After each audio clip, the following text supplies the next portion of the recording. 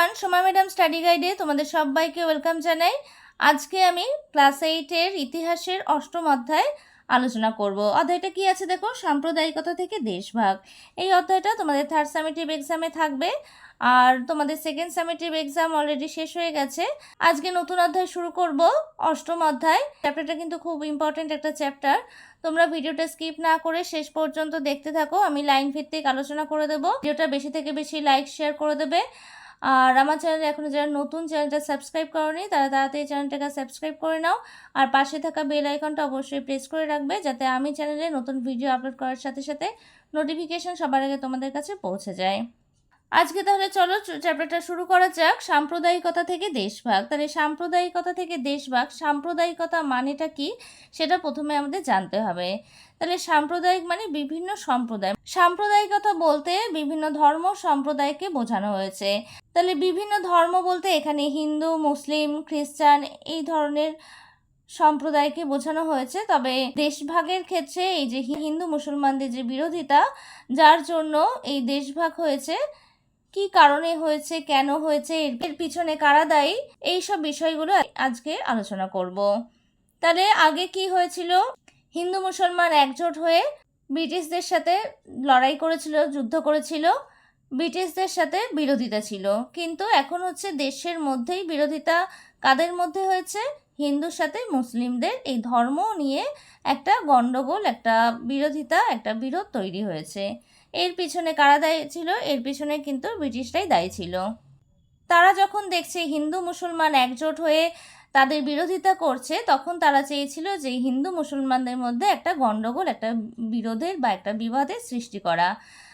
দুই সম্প্রদায়ের মধ্যে যদি গণ্ডগোল সৃষ্টি করে দেওয়া যায়, তাহলে কিন্তু তাদের শক্তি দুর্বল হবে না, তারা এখানে টিকে থাকতে পারবে। এই কারণে তারা এই দুই সম্প্রদায়ের মধ্যে একটা বিভেদ বা গণ্ডগোলের সৃষ্টি করেছিল।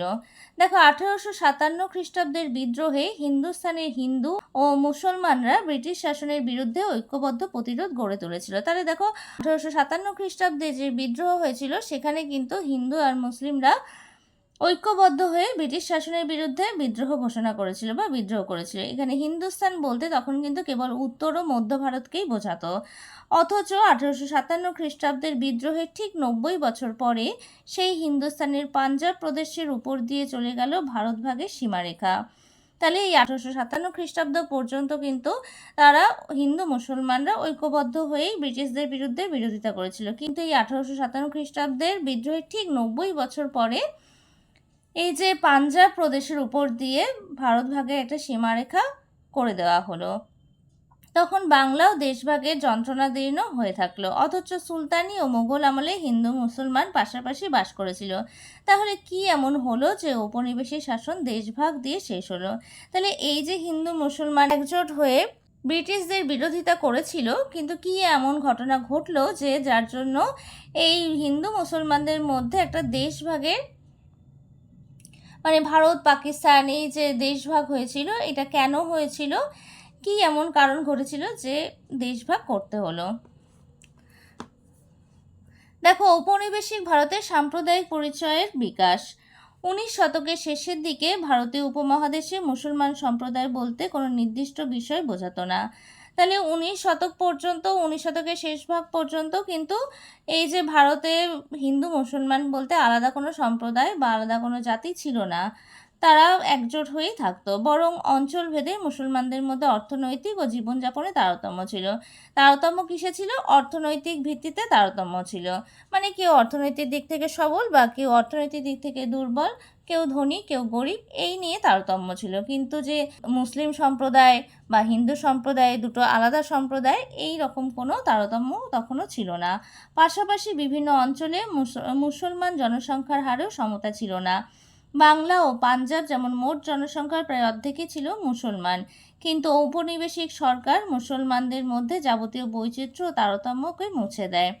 কিন্তু এই যে বাংলা আর পাঞ্জাবে যেমন মোট জনসংখ্যার প্রায় অর্ধেকটাই মুসলমান ছিল, কিন্তু এই যে ঔপনিবেশিক সরকার মানে ব্রিটিশ সরকার মুসলমানদের মধ্যে বারবার করে বোঝাতে থাকে তাদেরকে যে তোমরা মুসলিম সম্প্রদায়, তোমরা হিন্দুদের থেকে আলাদা, তোমরা সব দিক থেকেই বঞ্চিত হচ্ছে, লাঞ্ছিত হচ্ছে, এই ধরনের নানা রকম কথা বা নানা রকম ঘটনা নানা দিক থেকে তাদেরকে বোঝাতে থাকে যে তোমরা হিন্দুদের থেকে আলাদা একটা সম্প্রদায়। ফলে সামাজিক, অর্থনৈতিক ও সাংস্কৃতিক পরিচয়ের বদলে ধর্মীয় পরিচয়টাই মুসলমানদের ক্ষেত্রে প্রধান পরিচয় হয়ে উঠতে থাকে। তাহলে এই ধরনের কথা যদি বারবার তাদের মনে ঢুকিয়ে দেওয়া হয় যে তোমরা মুসলিম, তোমরা আলাদা সম্প্রদায়, তখন তাদের মধ্যেও কিন্তু এই ব্যাপারটা প্রবল হয়ে ওঠে যে হ্যাঁ, তারা মুসলিম সম্প্রদায়, তারা হিন্দুদের থেকে আলাদা। তখন তারা এই যে ধর্মীয় পরিচয়টাকেই বড় করে দেখতে থাকে। তার ফলে ধীরে ধীরে মুসলমানদের একটা অংশ ব্রিটিশ শাসকের মতো করে নিজেদের হিন্দুদের থেকে আলাদা একটি সংগঠিত সম্প্রদায় হিসেবে ভাবতে শুরু করে। এই যে তারা তাদের মাথায় ঢুকলো যে তারা হিন্দুদের থেকে আলাদা একটা সম্প্রদায়, তখন তারা নিজেদের থেকে মানে হিন্দুদের থেকে আলাদা সংগঠন তৈরি করলো, মানে তারা একটা মুসলমান সম্প্রদায়, সংগঠিত সম্প্রদায় গড়ে তুললো। পরের পেজে দেখো, ঔপনিবেশিক প্রশাসন ভারতীয় সমাজের বিভিন্ন অংশকে আলাদা আলাদা করে দেখত। সেইভাবেই এক একটি সামাজিক অংশের জন্য এক এক রকম প্রশাসনিক পদক্ষেপ নিত। সেই পদক্ষেপের অন্যতম ছিল আদমশুমারি বা জনগণনা। তাহলে এই আদমশুমারি বা জনগণনা কি? দেখো, তারা ঔপনিবেশিক প্রশাসন ভারতীয় সমাজের যে বিভিন্ন অংশকে আলাদা আলাদা করে দেখতো, তাহলে যে তারা সব দিক থেকে আলাদা, এই ভাবনাটা তাদের মধ্যে ঢুকিয়ে দিয়েছিল। এইভাবেই এক একটি সামাজিক অংশের জন্য কি হতো, এক এক রকম প্রশাসনিক ব্যবস্থা নেওয়া হতো। তারা যে দেখাতো যে না তোমরা এক, কিন্তু তারা যখন জনসমক্ষে প্রচার করতো তখন তারা এমন ভাব করতো যেন হিন্দু মুসলমান সব একই সম্প্রদায়, কিন্তু তারা হিন্দু মুসলমানদের মধ্যে আলাদাভাবে বিভেদ সৃষ্টি করার চেষ্টা করেছিল।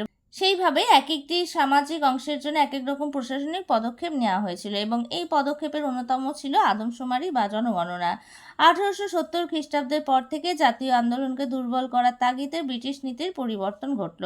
ধর্মের ভিত্তিতে ভারতীয় সমাজকে সাম্প্রদায়িক বিভেদকে উৎসাহ দিয়ে ভারতীয়ত্বের ধারণাকে আঘাত করতে চেয়েছিল ঔপনিবেশিক সরকার।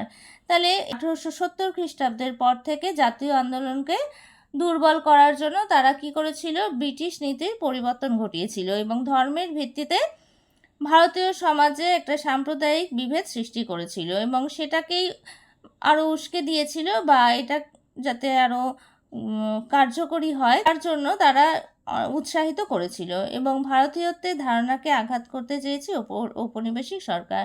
প্রশাসনের তরফে একটা ধারণা চালু করার চেষ্টা করা হয় যে মুসলমানরা সবাই একই রকম এবং এক একটি ধর্মীয় রাজনৈতিক সম্প্রদায়। যেটা বললাম যে প্রশাসনের তরফে একটা ধারণা ওদেরকে দেওয়া হয়েছিল বা মুসলমানদের বোঝানো হয়েছিল যে তোমরা মুসলমানরা সবই একই রকম এবং একটি ধর্মীয় রাজনৈতিক সম্প্রদায়, এবং তারা একটি আলাদা ধর্মীয় রাজনৈতিক সম্প্রদায়। আপাতভাবে ব্রিটিশ প্রশাসন ভারতে একটি ধর্মনিরপেক্ষ শাসন ব্যবস্থা চালু করেছিল।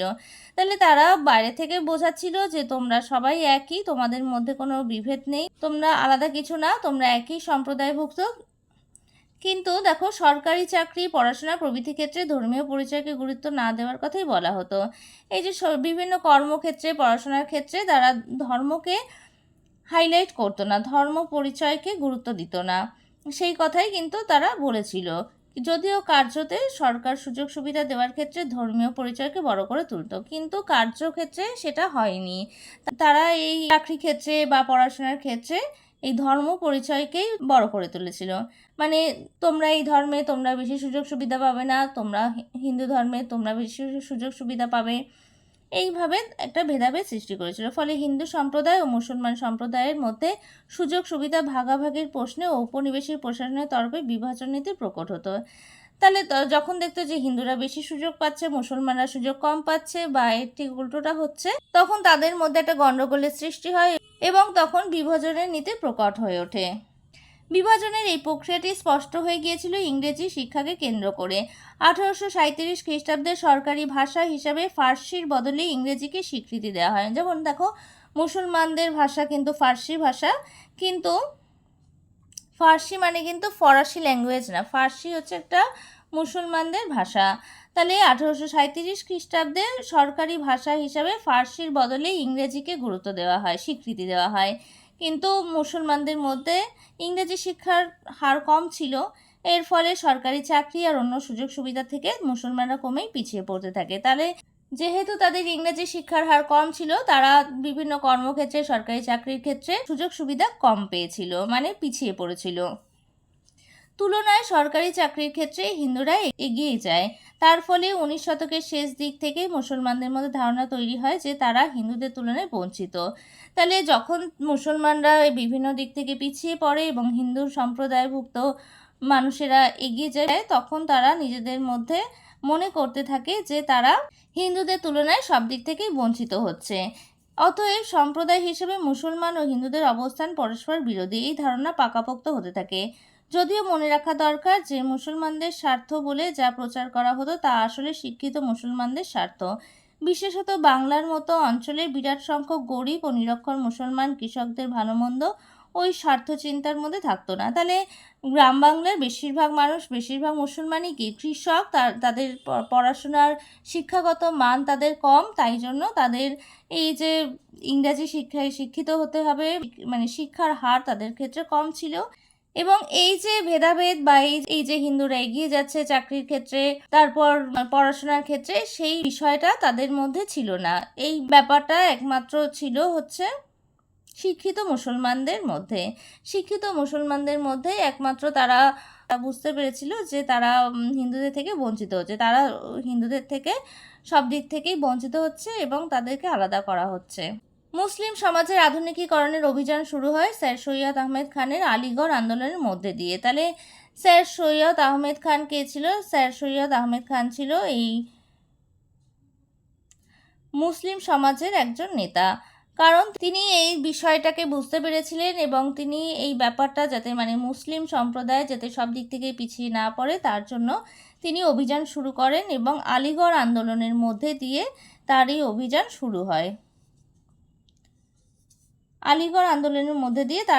শুরু হয়। ইসলামীয় ধর্মতত্ত্বের সঙ্গে পাশ্চাত্য জ্ঞান বিজ্ঞানের সম্মিলন ঘটিয়ে মুসলমান সমাজে আধুনিক উদার মনোভাবের বিকাশ তিনি ঘটাতে চেয়েছিলেন। তাহলে এই যে মুসলমানরা শিক্ষার দিক থেকে পিছিয়ে পড়ছে, তিনি তখন এই ইসলামীয় ধর্মতত্ত্বের সঙ্গে যে পাশ্চাত্য শিক্ষার একটা মিলন ঘটাতে চেয়েছিলেন এবং তারা যাতে আধুনিকভাবে এগিয়ে যায়, তাদের মধ্যে যাতে উদার মনোভাবের বিকাশ ঘটে, তিনি সেই প্রচেষ্টা করেছিলেন। স্যার সৈয়দ দুটি সম্প্রদায়ের মধ্যে বিভেদ বা সাম্প্রদায়িক বিরোধিতার উন্মাদনা তৈরি করতে চাননি। তিনি ব্রিটিশ শাসনে হিন্দু আধিপত্যের উল্টো দিকে মুসলমান অভিজাত ও শিক্ষিত শ্রেণীকে স্বনির্ভর করে তুলতে চেয়েছিলেন। এই যে হিন্দু মুসলমানদের মধ্যে যে একটা বিভেদ সৃষ্টি হয়েছে, তিনি কিন্তু এটা চাননি। তিনি চেয়েছিলেন যে ব্রিটিশ শাসনের আধিপত্যে হিন্দু আর মুসলমানরা যাতে অভিজাত শিক্ষিত শ্রেণীকে স্বনির্ভর করে তোলা যায়, সেটাই তার উদ্দেশ্য ছিল মুসলমান ছাত্রদের মধ্যে একটি গোষ্ঠী মানসিকতা গড়ে তোলা। তিনি বৃহত্তর মুসলমান সমাজের তরফে ব্রিটিশ শাসনের সুযোগ সুবিধাগুলিকে সদ্ব্যবহারের উৎসাহ তৈরি করার চেষ্টা করেন। তাহলে এই যে ঔপনিবেশিক শাসনের যে সুযোগ সুবিধা, ঔপনিবেশিক প্রশাসনের যে ব্রিটিশ শাসনের যে সুযোগ সুবিধা, সেগুলো যাতে সঠিকভাবে ব্যবহার করতে পারে তার জন্য তিনি মুসলমান ছাত্রদের মধ্যে একটি গোষ্ঠী মানসিকতা তৈরি করতে চেয়েছিলেন। তাই আলিগড়ে মহামেডান অ্যাংলো ওরিয়েন্টাল কলেজের পাঠ্যক্রমে ইউরোপীয় দর্শনের সঙ্গে ইসলামীয় ধর্মতত্ত্বের সহাবস্থান হয়েছিল। তাহলে তিনি এই আলিগড় মহামেডান অ্যাংলো ওরিয়েন্টাল কলেজে যে পাঠ্যক্রম তৈরি করেছিলেন বা সূচনা করেছিলেন, তাতে তিনি ইউরোপীয় দর্শনের সঙ্গে ইসলামীয় ধর্মতত্ত্বের একটা সহাবস্থান বা একটা সংযোগ তৈরি করার চেষ্টা করেছিলেন। স্যার সৈয়দ আহমেদ জাতীয়তা বিরোধী মানুষ ছিলেন না, কিন্তু জাতি বিষয়ে তার ভাবনার সঙ্গে কংগ্রেসের ভাবনার অমিল ছিল। তিনি জাতীয় কংগ্রেসের সরাসরি বিরোধী ছিলেন, কেননা তার ধারণা ছিল কংগ্রেস আসলে সংখ্যাধিক্য হিন্দুদের প্রতিনিধি সভা। তিনি মুসলিমদের জাতীয় কংগ্রেসে যোগ না দিতে উপদেশ দিয়েছিলেন। যদিও অন্যান্য মুসলিম নেতা যেমন বদরুদ্দিন তৈয়াবজি কংগ্রেসেই যোগদান করেছিলেন। উত্তর ভারতীয় মুসলমান সম্প্রদায়ের মধ্যে স্যার সৈয়দের নেতৃত্ব সকলে মেনে নেননি। সৈয়দ আহমেদের পাশ্চাত্যকরণের বিষয়টিকে উলেমা কখনোই পছন্দ করেনি। তারা নিজের প্রাধান্য নষ্ট হবার আশঙ্কায় ইসলামীয় সর্বজনীনতা ও স্বাতন্ত্র্যের কথা বলেছিলেন। এদের মধ্যে উল্লেখযোগ্য ছিলেন জামাল উদ্দিন আল আফগানির মতো গোঁড়া উপনিবেশ বিরোধী ব্যক্তিত্ব। তাহলে স্যার সৈয়দ আহমদ কিন্তু জাতীয়তা বিরোধী মানুষ ছিলেন না, কিন্তু তিনি কংগ্রেসের বিরোধিতা করেছিলেন। কংগ্রেসের ভাবনার সঙ্গে তার ভাবনার কোনো মিল ছিল না। তিনি ভেবেছিলেন যে তার ব্যক্তিগত মত ছিল যে কংগ্রেস আসলে সংখ্যাগরিষ্ঠ হিন্দুদের একটা প্রতিনিধি সভা, মানে সেখানে মুসলমানদের কোনো জায়গা নেই বা মুসলমানদের থেকে হিন্দুদের প্রায়োরিটি সেখানে বেশি ছিল। তাই জন্য তিনি মুসলিমদের এই জাতীয় কংগ্রেসে যোগ দিতে বাধা দিয়েছিলেন বা বারণ করেছিলেন। এক্ষেত্রে বদরুদ্দিন তৈয়াবজি কংগ্রেসেই যোগ দিয়েছিলেন। তিনি ছিলেন একজন মুসলিম নেতা। আবার উত্তর ভারতে মুসলমান সম্প্রদায়ের মধ্যে স্যার সৈয়দ আহমদের নেতৃত্ব কিন্তু সকলে মেনে নেয়নি। আবার এক্ষেত্রে দেখো উলেমারাও এই সৈয়দ আহমেদের এই পাশ্চাত্যকরণের বিষয়টিকে বিরোধিতা করেছিলেন, কারণ উলেমারা চেয়েছিলেন যে তাদের যাতে নিজেদের প্রাধান্য নষ্ট না হয়, সেই জন্য এই স্যার সৈয়দ আহমেদের পাশ্চাত্যকরণের বিষয়টিকে তারা উপেক্ষা করেছিলেন। তারা চেয়েছিলেন যে ইসলামী সর্বজনীনতা ও স্বাতন্ত্র্যের কথা উলেমারা বলেছিলেন। এদের মধ্যে আবার উল্লেখযোগ্য ছিলেন জামাল আল উদ্দিন আফগানির মতো এই গোড়া উপনিবেশ বিরোধী ব্যক্তিত্ব। এরপর দেখো 1898 খ্রিস্টাব্দে স্যার সৈয়দ আহমেদের মৃত্যু হয়। তার কিছুদিনের মধ্যেই মুসলমান রাজনীতির ভরকেন্দ্র রূপে আলিগড়ের গুরুত্ব হারাতে শুরু করে। সেই সময় আলিগড়ের তরুণ প্রজন্মরাও উপযুক্তভাবে সংগঠিত হয়নি। সনাতন মুসলমান সমাজকে এড়িয়ে ব্রিটিশ সরকারের মাধ্যমে নিজেদের দাবিগুলিকে সফল করে তোলার পন্থা তাদের অসার মনে হয়েছিল। বিংশ শতকের শুরুতে মোহাম্মদ আলী ও শৌকত আলীর মতো তরুণ প্রজন্মের নেতারা উলেমা দ্বারা গভীরভাবে প্রভাবিত হন। ফলে ভারতের মুসলমান রাজনীতির মধ্যে ইসলামীকরণের প্রক্রিয়া জোরদার হয়। সামাজিক, অর্থনৈতিক ও রাজনৈতিকভাবে হিন্দুদের থেকে মুসলমানরা অপেক্ষাকৃত পিছিয়ে আছে সেই যুক্তি প্রবল হয়। অতএব সেই সামাজিক ভারসাম্যহীনতা দূর করার জন্য হিন্দু ও ব্রিটিশ সরকার উভয়েরই বিরুদ্ধে নতুন রাজনৈতিক সংগঠন তৈরি করা আশু প্রয়োজন হয়ে ওঠে। তাহলে 1898 খ্রিস্টাব্দে যখন স্যার সৈয়দ আহমেদের মৃত্যু হয়, তার কিছুদিনের মধ্যে কিন্তু এই আলিগড় আন্দোলনের যে একটা গুরুত্ব বা একটা ভূমিকা ছিল, সেই গুরুত্ব ধীরে ধীরে কমতে থাকে। কারণ তিনি নতুন তরুণ প্রজন্মকে যে সংগঠিত করবে, যে নতুন একটা সংখ্যাগরিষ্ঠ সংগঠন তৈরি হবে, সেরকম তিনি তৈরি করতে পারেননি। তার ফলে এই আলিগড় আন্দোলনের গুরুত্ব আস্তে আস্তে কমতে থাকে। আবার সনাতন মুসলমান সমাজকে এড়িয়ে ব্রিটিশ সরকারের মাধ্যমে নিজেদের দাবিগুলো সফল করে তোলার পন্থাও তাদের অসার বলে মনে হয়েছিল।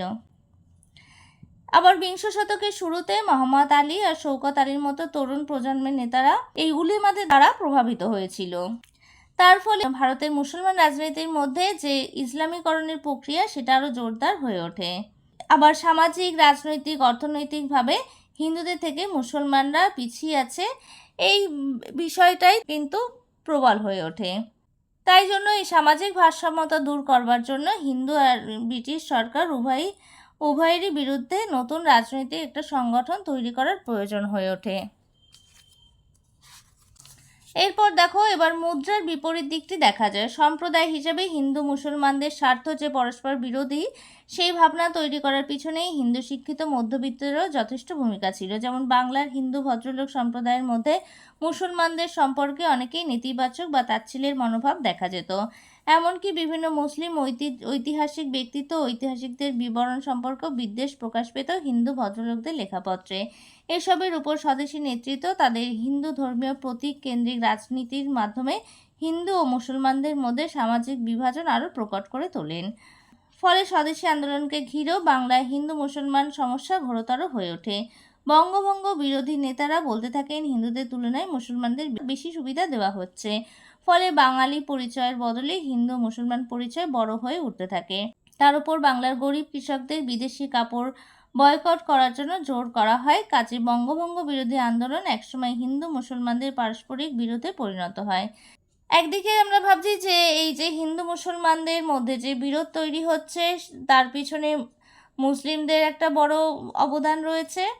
মুসলিমরা সব দিক থেকেই চায় যে থেকে তারা আলাদা, তারা সংখ্যাগরিষ্ঠ একটা সংগঠন তৈরি করতে চায়।